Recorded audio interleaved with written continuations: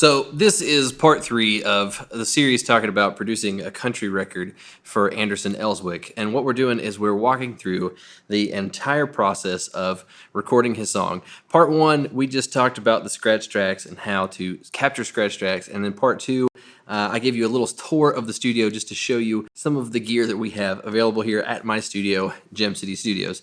Today, in part 3, we're going to focus on recording the drum tracks for these songs. Now, we're just looking at one song. The song is called Broken Man. One of the things that we did that I think made the song a lot more special is Matt suggested that the song should be faster. It was just a little bit slow, and when you're just strumming it on acoustic, it is a sad song. The lyrics are, "I'm a broken man," but it felt and sounded a lot more special to speed it up. And so that was one of Matt's suggestions that we do. So before we even started anything, we talked to Anderson, we got his permission. He was all for speeding it up, gave us a lot of creative liberty and license. So you definitely want to make sure you do that. If you're going to take a song that your artist has written and that they're expecting it to be one way and you're going to shift it and change it around, you definitely want to make sure you have that conversation and that you get them on board with your idea and in a way that they feel comfortable at. So we did that first. Then we started working through all of the drum parts and coming up with ideas once we had it at a tempo that we felt like was the right tempo to have it be sped up. And so we went from about 100 beats per minute to about 125 beats per minute. We boosted it up 25 BPM, so about a 25% increase, and it just felt really, really good. So we're going to take a look at what the song sounds like in this video, and then what I first want to do is jump in, and the drums are right behind me, and I think it would be good to just go through the microphones that we used, the drum kit that we used, and then show you how the drums that you're going to hear in this video were processed. These are 1980. They're made in the USA, and they're fantastic sounding drums. They get used on a ton of projects, and we thought that they were the right fit for this record, and this whole EP is what we used. And the snare drum of choice is this kind of Black Beauty clone by Bill Pace, and it's a 5x14 drum. I guess it's a brass drum, so like a Black Beauty. And let's just run through the microphones that we used. So on the kick drum, we are using an AKG D12 for the inside mic, and that's just right there in the sound hole. And then on the outside, we're using an Audio-Technica 4047, and those are both running to channels 1 and 2 of a Universal Audio 4110 mic pre.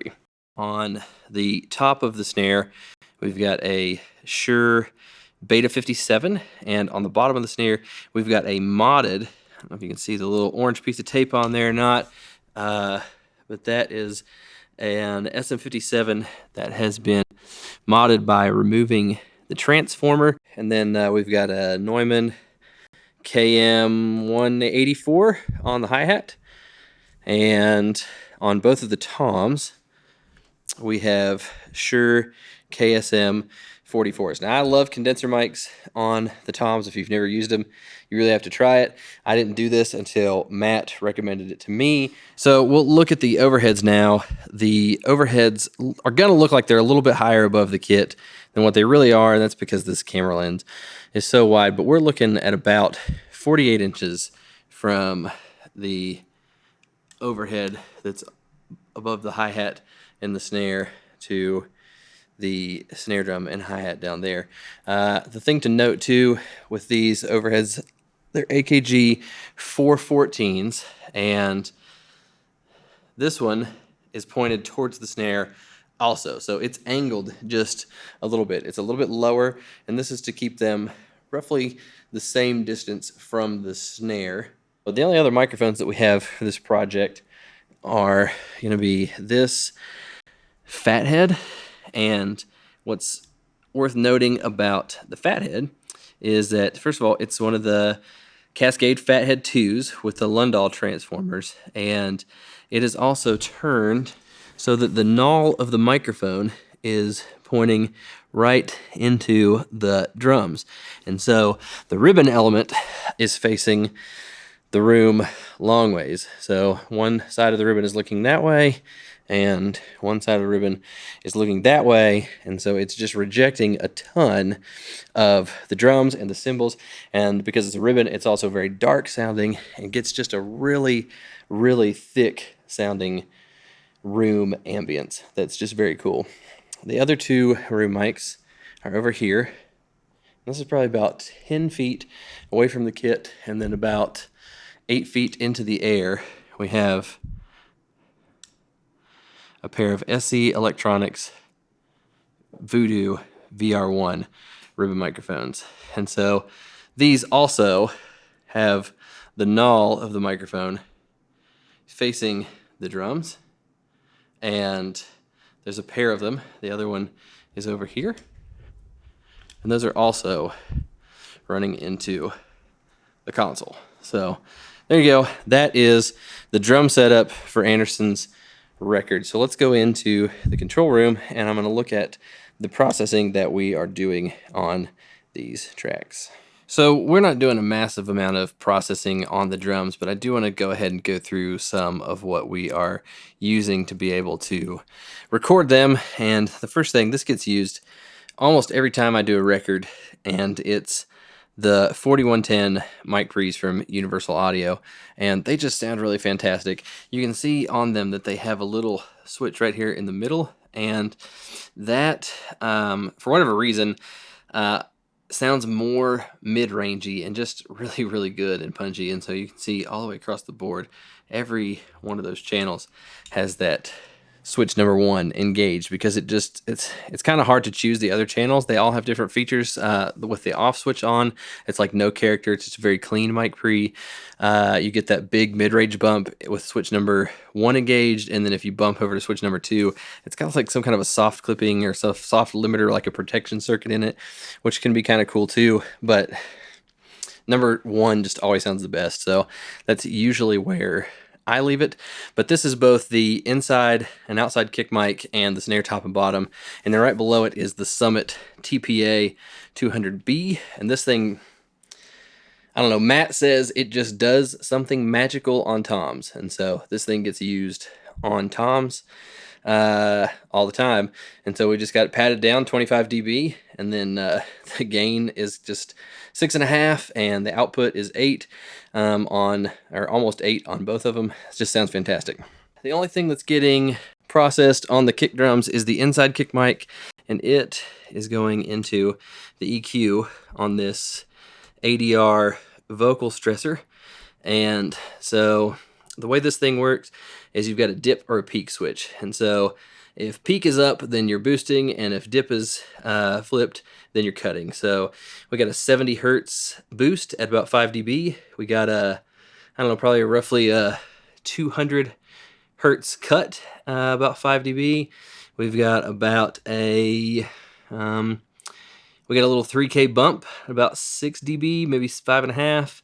And we got a 5K, actually, no, that's not even being used. The 5K one's not even used, it's null. So that is going into this DBX 160, and it is set for 3:1, and threshold is just set to where we're getting about 3 dB gain reduction most of the time, and then the makeup gain is just set to taste, and that's it for that.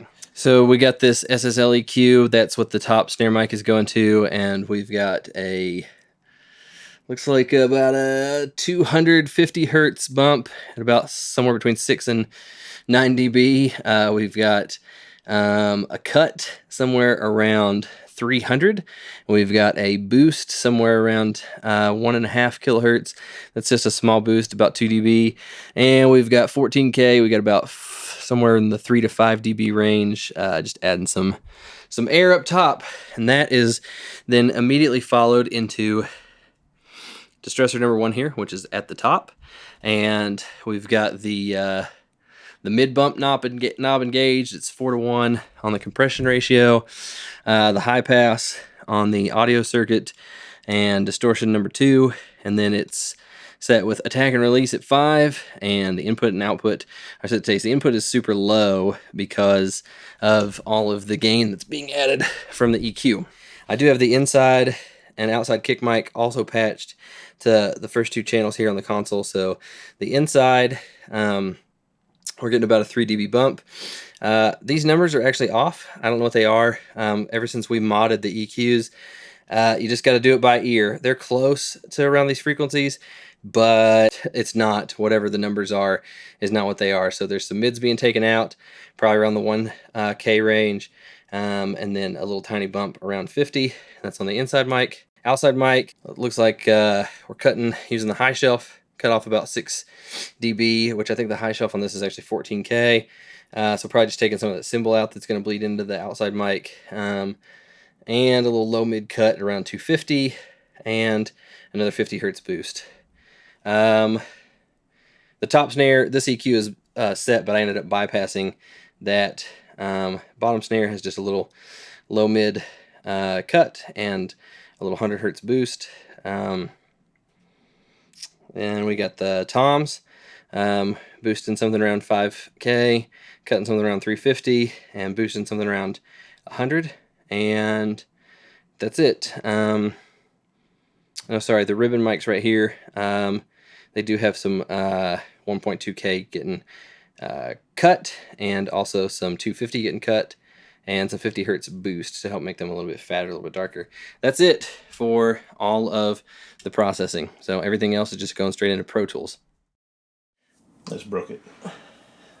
Well, good thing it's a Yamaha. They're easy to fix. One of the things that I want to talk about, since we just recorded the drums for Anderson's song, is, we've looked at all the microphones, we've looked at all the gear and all that kind of nerdy stuff, but I think, for somebody that is maybe just starting out, I think it's probably important advice to talk about, like, what does it look like to hire a session player if you've never done that before, and this is also coming to you as also the producer, but you don't often play drums on records for people, but you've pitched it to me several times, like, hey, if you've ever got something that I've always wanted to play drums. Today I finally got to play drums.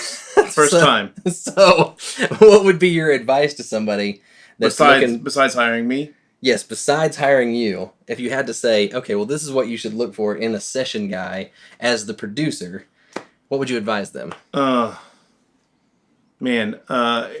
Honestly, probably referrals, or if you just ask somebody else any other producer that've worked with anybody, and then you can say, oh, I worked with this guy, he's awesome.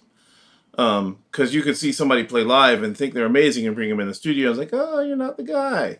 Mm-hmm. That happens with some. I've had that experience. Yeah, yeah. I would definitely ask around, and if you don't know who to ask, I imagine there's enough Facebook groups and whatever that you could probably find somebody you can refer somebody. Mm-hmm. But I think referrals are where I'd start. If I really was clueless. Yeah. Just start there by somebody that has experience, and I've never done this before. That I think that's kind of I think it's a good answer.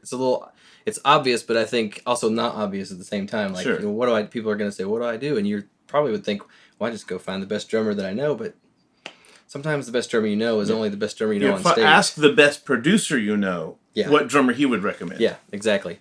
So if you do find yourself in this situation, though, where you've taken the time to hire a guy, and maybe you've even paid him a little money to come and play on your session, and you're 2 hours into setting up drums, and you're getting the first 3 or 4 takes, and you're realizing, oh, this guy's not good. What would you do would you stick it out? Would you try to make that work? Or would you, how quick would you fire a guy? I've been lucky that I haven't had to fire a guy.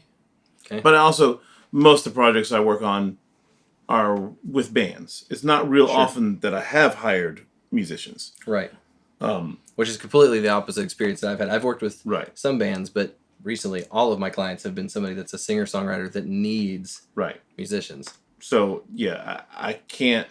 It's hard to say because it's not a situation I've been in. I have been in situations where somebody in a band can't quite perform and have to get somebody else sometimes in the band to like, hey, I think this guy could play this part a little better. Maybe we should give him a shot, which is super awkward. But I deal with that more than I deal with hiring somebody who's not good enough. And it's tricky with a lot of people think with drums, they think, oh, we can just edit them. It'll be fine. But the thing is, if the drummer's not hitting right, it's not going to sound good. No matter how much it's on the grid, Yeah, it's hard. But I've had drummers who don't play on the grid at all, but they hit well, and once it was edited, it sounded great. Gotcha. But if you have a guy who doesn't know how to hit, and I don't just mean they always pound it, but how to play the drums like a musical instrument. Right, because you can kind of hit it too hard too, and then the drum starts to get choked and weird sounding. Yeah, for sure. So, okay, cool. Well, I think this was a lot of fun. I'm really glad that you got to Me too. To play on this thing, and it was it a little different for you to play on a country project versus playing on a rock thing? I guess the question, if we're talking about like producing and picking session musicians, if you're the producer and you're looking for a guy to play on a project and you know he's a great rock guy, does that mean that he'd be a good fit for Not necessarily. Thing? I mean, not everybody's as versatile as I am. So there you go. No, even like we worked on like the side stick thing. That's not something I don't. There are guys who can play that better than me for sure, who are confident and like can really make it just snap every time. Gotcha. That's a little outside of my wheelhouse. I hate that wheelhouse. There's people use that term. I've probably used it maybe 5 or 6 times in the last day. So that's what you're. As soon as I say you'll edit that out, that means you won't edit it out. It'll for sure be in there. Yeah. It would be. But I mean, most guys who are strong musicians are also versatile. Every once in a while you have a guy, and I've worked with some guitar players, like they just have a thing and you hire them because you want that thing. Yeah. But you come in, you bring them in and you let them like, here's a track, you do your stuff. Mm-hmm. But that's less common than bringing a guy in who can throw you a bunch of ideas, who is not a one-dimensional player. Yeah. Hopefully, I think most of the drummers I know, I would interrupt that hopefully in what I'm about to say are not connected. I think most of the drummers I know who I think of as good drummers are versatile enough that I have no problem throwing them in a rock session or a country session or a jazz session or whatever. Yeah. A guy who would be good enough for me to hire would be able to handle any of those. Yeah. Gotcha. And probably some of maybe the limitations are, and this is maybe, but the really extreme genres probably need somebody that can do. Oh, for sure. If you're doing a metal thing, then you get a metal drummer. That makes sense. Yeah. But also there's budget, and you got to pay a guy what they want, and you might be able to afford the most versatile guy. You might get referred to somebody who's like you just can't afford. Yeah. And I don't know what to do about that. Well, I mean, you got to just make more friends. So. There you go. You got to make more friends. Well, I just wanted to get some of your thoughts, and I really appreciate you taking the time to do this part of the video with me. So I think the next thing that we're going to watch is some of Matt's drumming on Anderson's record to kind of. Or it might jump to an ad right now. Who knows? We're actually not running ads in the channel yet, but it might. We might throw one in since you said it. So. Wolfman here. You've got to see the price to believe in the gallery furniture. Hey, Wolfman, where's Donna now? I'm in New York City, but I'll be back soon. Miss you. Well, Donna's gone. I'm dealing. Like this. Floor lamp, $19. Recliners, $88. Headboard, twin, full, or queen, $20. 4-drawer chest, $39. That's gallery furniture, 2511 Roosevelt Highway in College Park, and 1600 Browns Bridge Road in Gainesville. And hey, ask for the Wolfman. You want me to start you right at the build? I might want to try a different build. Okay. 2 bars for that. Okay, here we go. They say I'm doing fine, but I can't help to let it show. I'm a broken man. Everything that I once had has been stripped away. I know I'm to blame, no matter what they say. I'll do my best to carry on. Who knows if in the meantime, I'm a broken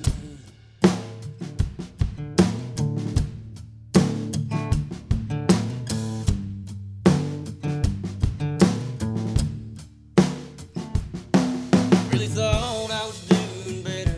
I thought my heart might really win. Sometimes late at night, I swear I hear your name in the wind.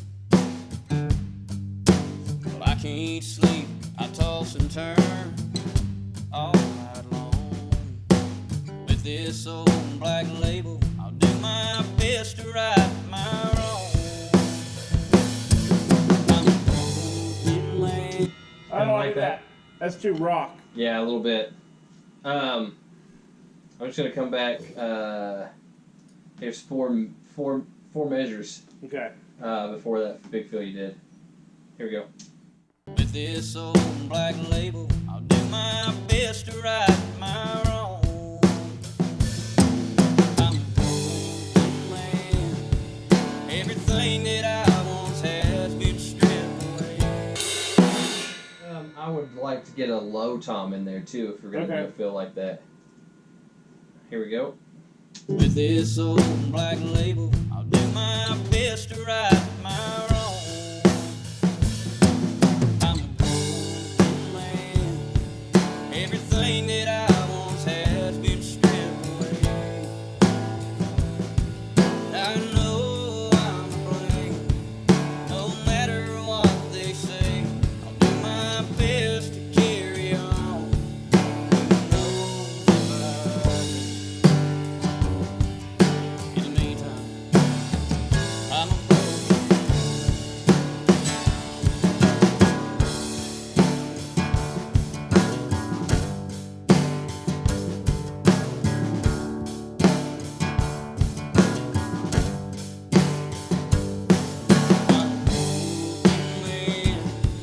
Everything that I once had has been stripped away.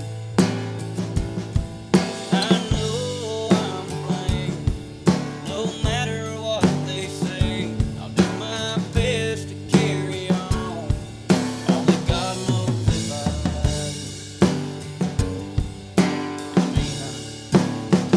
I'm a broken.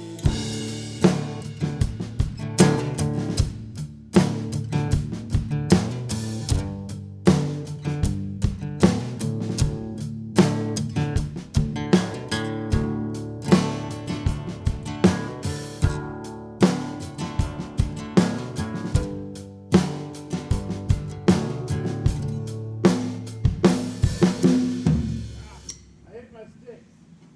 Well, that's also we never finished fleshing out that ending, anyways. Right. So, all right, yeah. So I'll let you put an ending on it. Oh, did you? Hey, G. I did it backwards. I went down to the third. So it was up. You know what I mean? So here's coming out of that chorus, and then I'll let you just do the ending. All right. Play through the whole like turnaround ending or whatever you want to call it. Here we go. I'm a broken.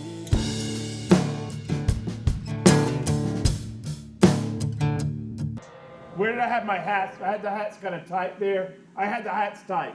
Yes, you did have the hats. Okay, I had them a little loose just then. Sorry. Okay, punch me just right before it goes to the G. The last G before it resolves to the D.